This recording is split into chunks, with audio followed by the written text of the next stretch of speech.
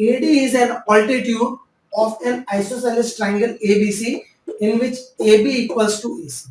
क्या दिया हुआ है कि ABC एक आइसोसेलेस ट्राइंगल है जिसमें AB किसके इक्वल है, AC के इक्वल। AB और AC क्या है आपस में, इक्वल है, ठीक। अच्छा, और AD क्या है, AD इस पे क्या डाला हुआ है, परपेंडिकुलर डाला है, किस पे, BC पे। क्या है इसका, एक ऑल्टीट्यूड है, ऑल्टीट्यूड बोले परपेंडिकुलर बोले बात एक ही है, ठीक है ना। AD क्या है, एक ऑल्टीट्यूड है किसके ऊपर, BC के ऊपर। ऑल्टीट्यूड है तो क्या होगा, परपेंडिकुलर होगा, ठीक है जी। अच्छा, एक चीज बेटा जरूर ध्यान में रखनी है कि भाई आप बुक से क्वेश्चन करते हैं, ठीक है नहीं, तो बुक्स में कई बार आपको डायग्राम गिवन होता है, लेकिन एग्जाम में जरूरी नहीं आपको डायग्राम गिवन होगा, ठीक है ना, जरूरी नहीं आपको डायग्राम गिवन होगा।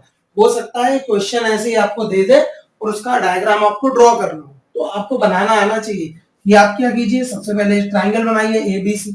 अच्छा, आइसोसेलेस ट्राइंगल है जिसमें AB AC के इक्वल दिया हुआ है, तो AB आप AC के इक्वल ले लीजिए।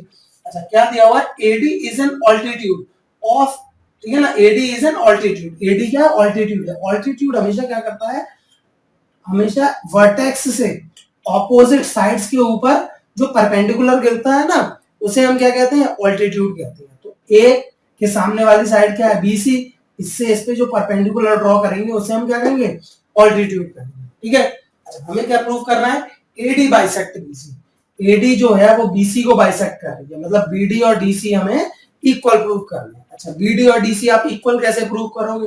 अच्छा, मैंने अभी एक क्वेश्चन पहले आपको ये चीज बताई है कि जो जो भी साइड्स आपको इक्वल प्रूव करनी है, तो आप देखेंगे कि वो दोनों साइड्स किन दो ट्राइंगल्स में आ रही है, ठीक है ना। उन्हीं दो ट्राइंगल्स को आप कॉन्ग्रुएंट प्रूव कर लीजिए। तो BD और DC अपन को इक्वल प्रूव करनी है, तो BD किस ट्राइंगल में आ रही है, ADB में। DC किस ट्राइंगल में आ रही है, ADC में। तो अगर इन दोनों ट्राइंगल्स को मैं कॉन्ग्रुएंट प्रूव कर दूं, ADB और ADC को, तो बड़े आराम से BD बराबर DC हो जाएगा CT से, ठीक है। चलिए इन्हें कॉन्ग्रुएंट प्रूव करते हैं। तो देखिए, सबसे पहले ट्राइंगल का नाम लिखेंगे, in triangle ADB and triangle ADC, ठीक है जी। ये दोनों ट्राइंगल हमने ले लिए। तो देखिए अब इसमें क्या होगा, ठीक है जी। देखिए, आइसोसेलेस ट्राइंगल हमें ये गिवन है, ठीक है जी। आइसोसेलेस ट्राइंगल गिवन है, ये दोनों साइड्स हमारी गिवन है। तो देखिए, ये एक राइट एंगल ट्राइंगल बन रहा है ADB और ADC, है ना। तो ये 90 डिग्री है, तो ये भी 90 डिग्री होगा, ठीक है जी। तो देखिए, सबसे पहले राइट एंगल ट्राइंगल ADB बराबर ADC, क्यों, 90 डिग्री। अच्छा, अब देखिए, हाइपोटेनियस इक्वल है कि नहीं है, AB क्या है, ADB ट्राइंगल का हाइपोटेनियस है, AC क्या है, ADC ट्राइंगल का हाइपोटेनियस है। तो AB बराबर AC होगा कि नहीं होगा, बिल्कुल होगा, क्योंकि दिया ही हुआ है भाई, AB बराबर AC। ये अपन को दिया है, ये अपन को गिवन है। अच्छा, और AD बराबर AD कॉमन, क्योंकि AD जो है ADB ट्राइंगल में भी साइड आ रही है, AD जो है वो ADC ट्राइंगल में भी साइड आ रही है, दोनों भी कॉमन साइड है। तो आप क्या लिखोगे, AD equals to AD common, दोनों क्या है भाई, कॉमन।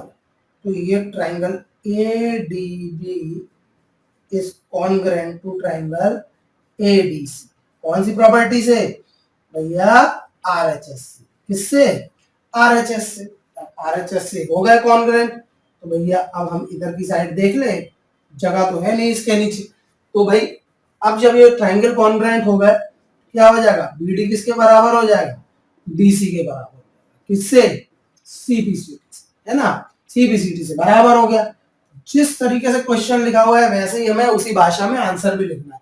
तो हम क्या लिख देंगे, AD bisects BC, AD bisects BC, ठीक है ना, पहला तो ये प्रूव हुआ।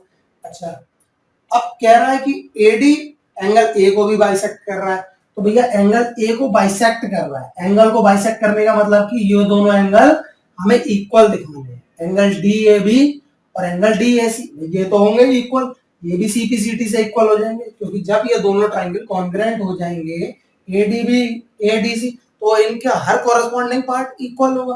तो यहाँ पे हम क्या लिख लेंगे, angle BAD is equal to angle CAD, ये भी हम लिख देंगे CPCT से, जब ये दोनों इक्वल हो जाएंगे इसका मतलब क्या है, AD बाइसेक्ट एंगल ए। बस दोनों चीज हो गए प्रूफ। यहाँ पे आप लिख दीजिए हैंस प्रूफ। ठीक है जी, तो समझ में आया कितनी आसानी से, कितने मक्खन तरीके से आपको क्वेश्चन सॉल्व कर लेना है। लेकिन ध्यान रखना है भैया, लिखने के नंबर हैं, बार बार कह रहा हूं लिखने के नंबर हैं, प्रॉपर सीक्वेंस में आपको लिखना है। RHS लगा रहे हैं तो पहले right angle, then hypotenuse, then side, ठीक है ना, तभी मिलेंगे आपको पूरे नंबर। ठीक है जी।